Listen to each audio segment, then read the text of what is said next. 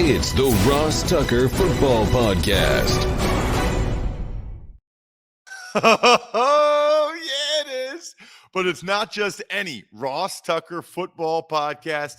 It is a Monster Monday with a monster guest, fresh off his retirement. I think, based on what was on social media, we will have Ryan Fitzpatrick momentarily. We are, of course, presented by DraftKings Sportsbook. And as I always say, thank goodness for those guys. Check us out on social media at Ross Tucker NFL, at Ross Tucker Pod. It is a new week. We'll have a new Spread the Word winner. We'll have a new sponsor confirmation email winner. We got some awesome sponsors this week. And of course, a new YouTube shout out winner, which I love, youtube.com/Ross Tucker NFL. But first, it's Big Show time. The Big Show. All right, as promised, joined by my buddy, my fellow Ivy League brother with an amazing, what do we call those hats? Those are like newspaper delivery boy hats. Yeah, I think I settled on Irish cap, I think. My Irish cap, that's what the kids call it. Dad, why are you still wearing that Irish cap?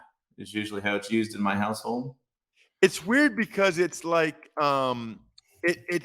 it perfectly shapes with your beard. Yeah, it's not a bad look, and the hair is out of control right now, so I don't even want to lift it up for you. So this is, I thought, being some fellow not Harvard guys, Ivy Leaguers, I figured I'd class it up a little bit for you. I'm a little bit mad at you, by the way, because you came to that Bills playoff game that I was calling. I didn't know you were there.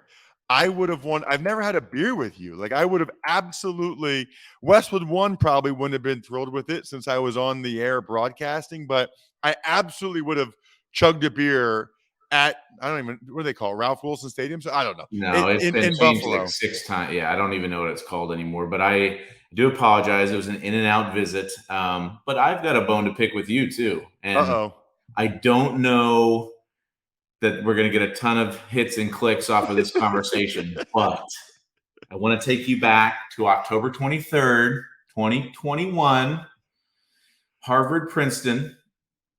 Harvard wins in 2 overtimes, gets called for offensive pass interference. We go to the 3rd overtime. Harvard wins again. Everybody is off the field, and there's a BS review from the officials that says that Bob Serace called a timeout. And then you guys allowed that to happen, even though that's not possible. Princeton ends up winning. Ivy League ends up making a statement that says, we were wrong. We shouldn't have allowed Princeton to do the timeout with the review. Harvard should have won the game, but Princeton still gets it. What's your take, integrity of the game, on how that played out and who should have won that game? So my take is I called the Army game that day. And I think they might have played Wake Forest. It was actually an awesome game.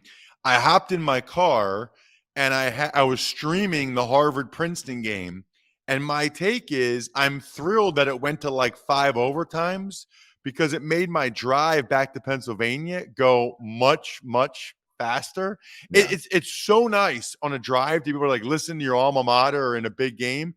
And the funny thing is, Ryan, I was just listening. And I was listening to the Princeton radio broadcast, right? So I didn't actually see what happened. It sounded fine to me. The end result sounded good to me. That's kind of all I know is at the end when they said Princeton won and they were going crazy. I was happy about that during my drive. That's what I remember. Yeah, I get it. So I don't like the new overtime thing. I don't know what your feel is on the college overtime 2-point conversion deal. And I understand, I think they're trying to take more plays out of the game and everything, but I don't know. I don't love it. I don't think the theater is like there were 7 overtimes in another game, but it was like failed conversion. It just, I don't know that it's great. That's going to be our next podcast because literally my number one news item for today is Ryan Fitzpatrick retires after 17 years. And it just so happens that because I haven't done a show since Thursday morning. So it just so happens I have you on the show. You didn't really say you're retiring, right? Like you texted What did you do? You texted all your former teammates with like this thing that had their names in it. Explain to me what the text was and what it means. Okay, so I spent the night before with one of my sons putting together this word cloud. Essentially, we went through every roster that I was ever on. We inputted all the names. We also had to put like a squiggly line in between the first and last name so that it would show up as the same thing instead of having a space, because then they were two separate words. We spent a lot of time. I had my son going, you do these 4 years, I'll do these 4, you do these 4, I'll do these 4. Then we did the last one together. And I just sent it out the next morning just as an appreciation text to a lot of the guys, especially the bigger names on that list that I loved playing with. I just wanted to say thank you. I've kind of been at peace for, 6 weeks or so on this decision, but I don't have social media. I didn't particularly have a team where it was like, okay, we're going to hold a press conference. Like, are we going to do 9? Like, what are we going to do? So I just texted this out to a bunch of guys, and Fred put it out on his Twitter account or whatever he did. And then the next day, Fred Jackson sends me a text that said, hey, my bad. I didn't know it would blow up like it did. And I felt like that was fitting though. Fred was the biggest name on that word cloud of former teammates. Because I love playing with him and love everything that he stands for still. So I felt like it was fitting that Fred ended up putting it out there, and then it just caught fire. And then I had to confirm throughout the day with a few different people that, yes, I am officially retiring from the NFL. Okay, so I haven't actually heard you like say that. So it's official. You are done playing football. And this might be the first format place that I've said I am officially retiring from the NFL. So there you go, Ross. Thank you very much. I appreciate that. How does that make you feel? Mixed emotions. I feel great. I feel like, for a guy that didn't know if I was going to make it a year, that was happy for year 1 and year 2. And then as my career progressed, expectations of myself kept getting more and more. It wasn't just making a roster. It was, becoming the guy. It was finding opportunities in different places to start. And then it was actually trying to be successful out there when I was playing, instead of just hanging on to a job. So it's been a crazy career, lots of ups and downs, but I've met so many fantastic, wonderful, lifelong friends in the business and, moving around from place to place outside in the cities that we've lived in and the communities that we've been in. So I'm really happy about it. I'm happy that it was a 17-year career. I'm happy with the way that it ended up, and I traveled to so many different places. I wish it would have ended differently. I wish I wouldn't have hurt my hip last year. And there were a lot of factors that go into actually calling it quits and retiring, but I'm very happy with my career and thankful and grateful for all the great people I was able to play under and play with. It's awesome, man. It's awesome. I guess the follow-up question would be, why now? There's a couple factors that went into it. One, the hip injury from last season, just ended up being a little more complicated than what was initially thought. Initially, it was a torn labrum. It was 6 to 8 weeks. I'm sure you've probably done that playing O-line. There's a lot of guys, you get it cleaned out at the end of the year. Mine happened in one particular play or an instance, and I still haven't had surgery on that injury. That injury is kind of scarred over and healing up. Just had some other issues in there. I see you. So it's a long story, dude. You can appreciate this. I can really appreciate. I don't know if it's a kid or if it's your wife or a dog that you're screaming at in the background. It's my wife and some people at the house to do some work. I'm at the Jersey Shore right now. She knows I'm doing this show, so I'm just trying to get her to be quiet. Yeah, so it's all good, man. You know what? It's very fitting that this is when you could do it. I happen to be at the beach this week with my wife's family.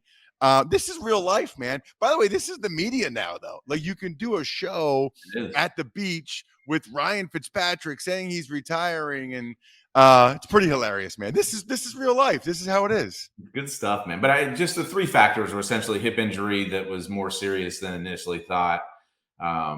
You know, in rehabbing and doing things for that day to day, I'm feeling good. I'm not in pain walking around. I've got about 5 or 6 rounds of golf under my belt, and I can swing a golf club pain-free, which was a big step. But then after that, it was, you know, if I'm going to pick up my family and move them somewhere, with my oldest now being in high school, it just gets more complicated every time. So what am I doing this for? You know, there weren't necessarily any starter, bridge, those type of jobs I've had in the past. So I didn't really want to move and sit and not play. So all those factors kind of combined into one made it a pretty easy decision to say that, you know, this was going to be it.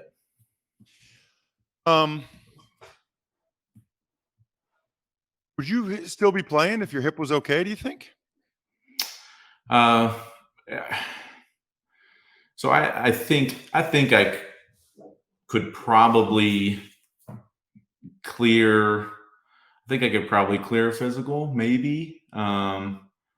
So I don't know that that's the issue. I think that in hurting my hip and in being out like I was for the length of period that I was, and not being able to play basketball with my kids in the driveway and run around in the front yard and play soccer, it was an eye-opening experience. It was eye-opening when the doctors told me in the 4-week scan, you know, let's not worry about playing this year. Let's worry about avoiding a hip replacement in the next few years.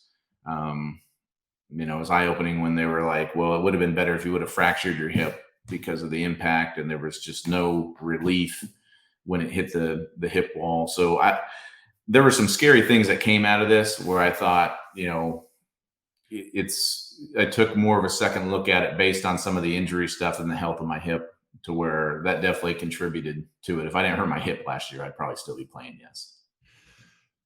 You know, I remember at some point during the season, and if people don't know, Ryan and I are friends, and at some point during the season, I texted you and you told me that the hip injury was more complicated than you thought. I was worried about you, man. Just you know, just because you wouldn't say that unless it was real.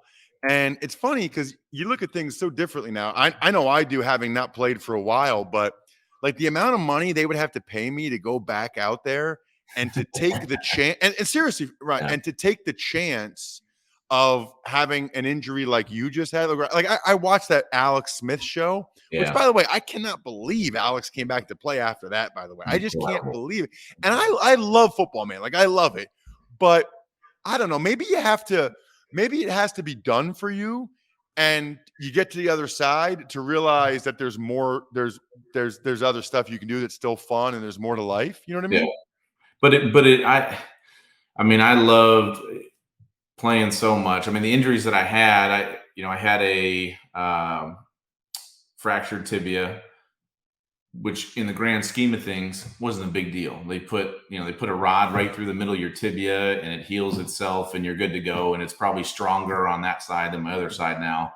I tore ligaments in my thumb, non-throwing hand again, wasn't a big deal. So my entire career, I was so fortunate to be able to avoid those big, serious injuries. And I think for a lot of guys, you know, an ACL, an Achilles, those type of injuries where it's a whole off season worth of rehab just to get back, and then just to have something else happen, that starts to add up, and the mental toll even just crushes you. But this was the first injury where I was like, okay, long-term health, not great. When you start talking about avascular necrosis, which is a very scary thing, and just how complicated the hip is.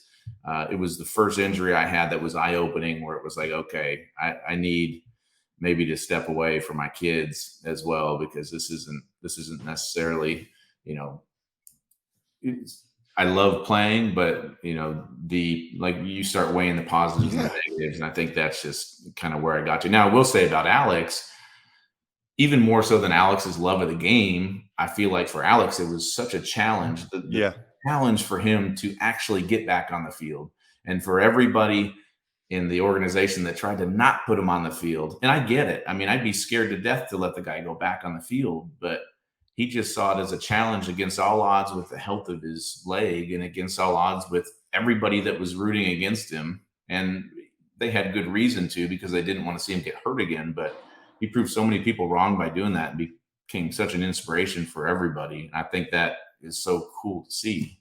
And worst text message, I think I might have told you this, but worst text message I ever wrote in my life was to Alex, which after he got hurt, I fractured my tibia. So I said, hey, I'm a couple years over fracturing the tibia. It took me about 9 months. You'll be good as new in no time.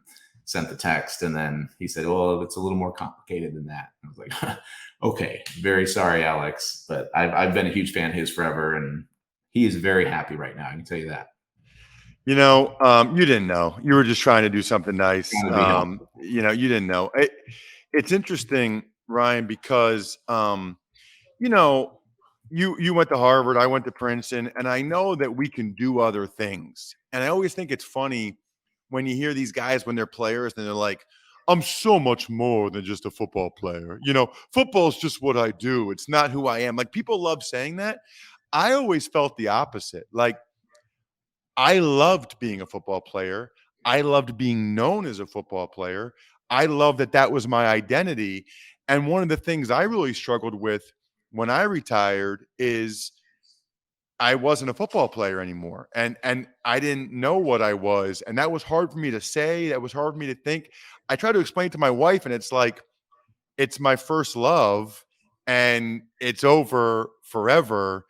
I really struggled with it to the point where I just went all in, dude, on like losing weight. So I went from 310 to 248 in like 4 months. I invested all of that energy into I had to put it somewhere. I had to put that anxiety and disappointment, whatever it was, right? You said for 6 weeks you felt at peace with it. What do you think about that? Like, you're never going to play again. You're not a football player anymore.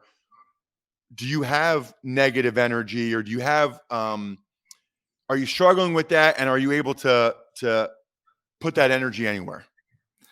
I mean, the two things, and everybody says the first one, but the two things that I know I'm going to miss, one is camaraderie. I mean, locker room, more so than, I don't know that anybody misses practices and whatever else, but the games, but just sitting at the lunch table and having guys come in and out and spending 2 hours there and having conversations with guys that, their backgrounds are so much different and it's so diverse. And that part of it for me is going to be hard to find. Maybe I can go to a local Starbucks and sit and see if people come up and talk to me.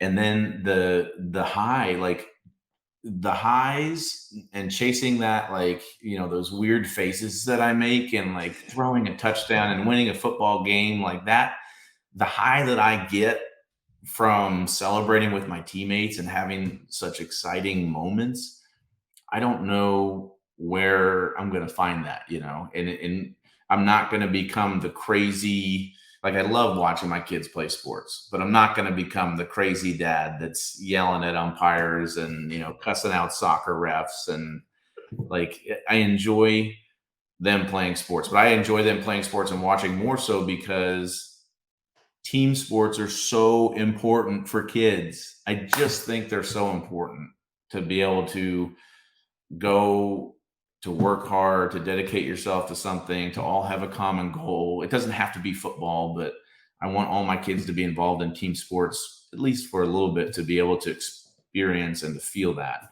And so the other part of it for me is like, and I talk to my wife about this all the time, I've got 17 years of NFL experience, knowledge, perspective in the back of my head. So what are the things I can do? I can coach, or I can get into media in some capacity, whether it's the broadcasting stuff, whether it's podcast, whatever. I'm definitely not going to get into coaching because I love my family too much. And it's just a tough business, especially at this point and where I'm at in my life, to do that, and everything my family has already sacrificed for me. So that leaves the media side of it, potentially the broadcast side of it. And just, I want to be able to share what is locked up in here. And maybe people like it, maybe they won't, but I want to stay connected to the game in some capacity. So that's kind of the next step for me right now, trying to figure that out. Well, you will obviously be fantastic in whatever you try to do. I had the same thought. I didn't want to be a coach because I didn't want to get fired anymore. I already got cut 4 times and traded once. I was like, no, I'm not doing that. The media is not quite the same, but I think it's about as close as you can get. And we can have a conversation offline sometime. Big difference between doing studio stuff and actually calling a game. Big difference in terms of the energy, the way you feel. So whatever you do, man, you will be awesome at it. I can't wait to watch it. Can't wait to hopefully have you on the show more. Congratulations on an amazing career. You really repped the Ivy League in an amazing way. The same way that I like that Brady keeps playing because I play with him, and so my daughters can tell the kids at school that my daddy played with Brady. So I want Brady to play forever. It was the same with you because the more you played, the more Ivy League football was talked about and was cool. And I could be like, oh yeah, but he didn't get into Princeton, or just make some joke that's not true or whatever. So unbelievable career, man. You played quarterback the way I would have liked to have played quarterback. I would text you after games and be like, why are you trying to run people over? You are an idiot, dude. Stop doing that. Yeah. But you couldn't help it.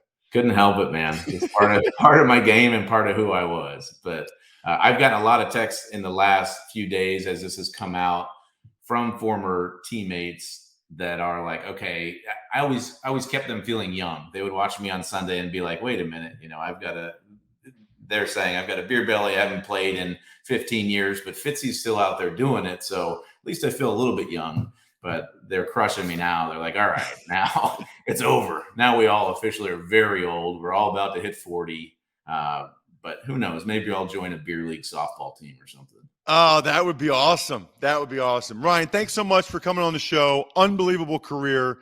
Really appreciate it. Hope to have you on again at some point after we figure out what you're doing next. Thank you so much. All right. Thanks, Ross. Thank you for your wife respecting the interview as well. I can't wait to tell her when this is over. Thanks, man. All right. See you.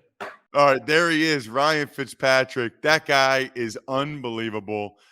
So glad to be able to get him on the show. So glad to, even when I'm somewhere else, when I'm not at home, like I'm at the Jersey Shore with my wife's family, to be able to have ExpressVPN, because using the internet without ExpressVPN is like leaving your keys in your car while you run in the gas station for a sec. You don't do that.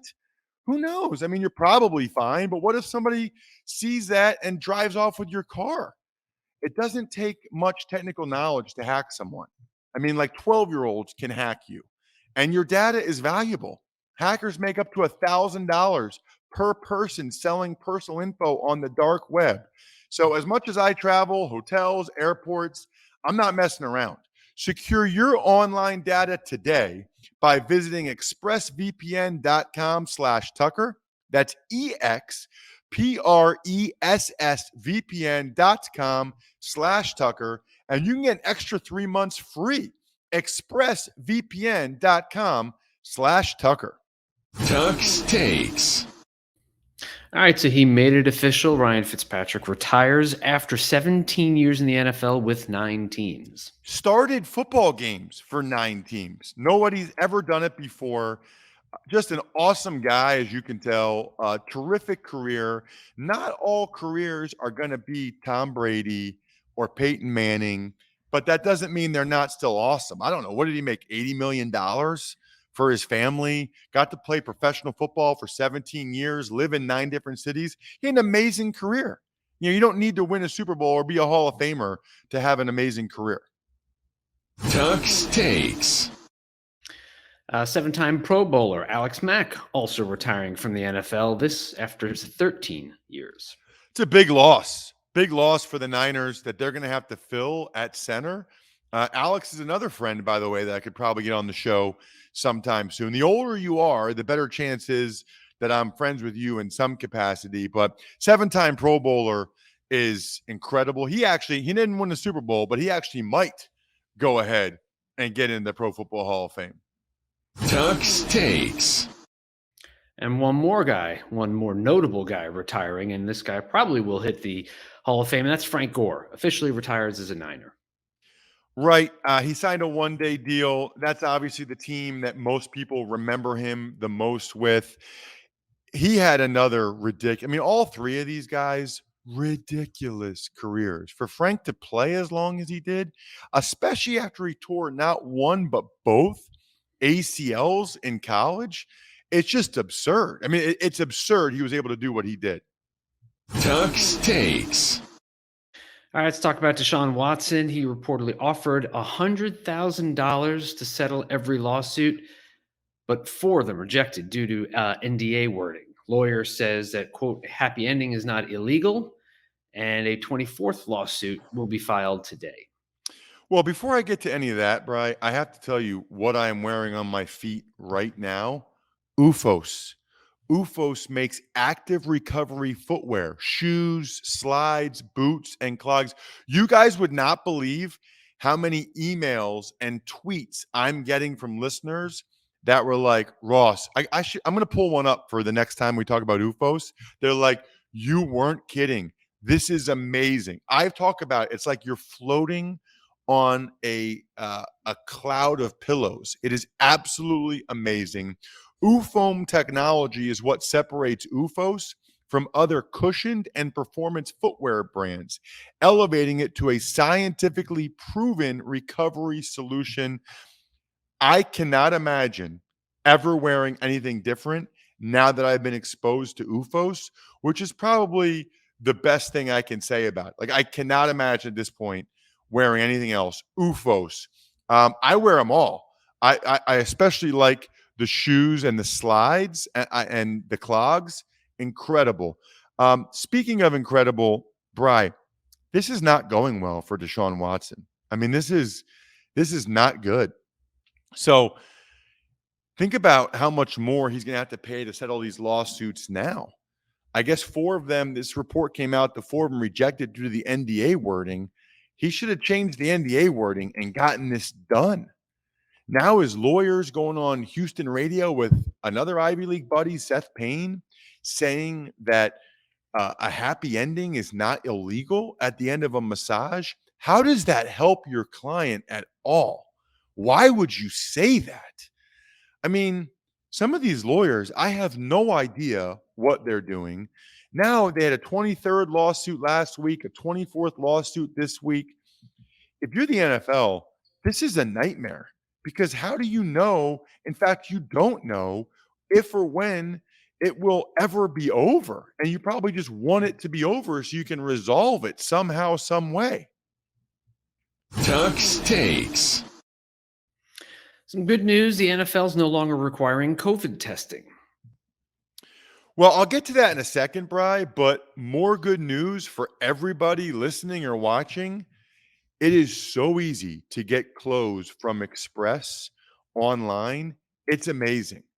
Find something for every destination at Express, online or in store. I mentioned this on the College Draft podcast. My new thing from Express, their bathing suits are amazing. Absolutely amazing. Their swim trunks, the printed stretch swim shorts, I love it. You can ask my wife, who has already been referenced once on this show. I wear these swim shorts out at night. Like, I wear them to a bar. I wear them to when we go get ice cream. That's how good they look. Express. Make sure you find something for every destination at Express, online or in store. As for what you were talking about, Bri, yes, it is good news. But I don't know. I'm sure they reserve the right to start the COVID testing up again if things get bad again. But I think any step like this means this is where the NFL thinks the science is, which is a positive, obviously, for all of us. Tuck's Takes. All right, last but not least, the Philadelphia Eagles revamped their scouting department. Unbelievable. I mean, I'm not going to go through all the changes they made, but they have 2 new assistant GMs. They have like a whole new setup. It's really interesting as a guy that obviously follows that team closely to see just how much of a change they've made. It's like they are starting from scratch almost, although they did promote a lot of people from within. So they're not starting from scratch, but major changes for sure, Bri, which I find very interesting. That'll do it, by the way, for today's Ross Tucker Football Podcast. Awesome guest with Ryan Fitzpatrick. Love that interview. I think a lot of people will be talking about a bunch of the things that he said. Shout outs are in order to Pizza Boy Brewing, Sporticulture, HumanHeadNYC.com, SteakhouseSports.com, Go-Bengals.com, one of Ryan Fitzpatrick's teams, Evergreen Economics.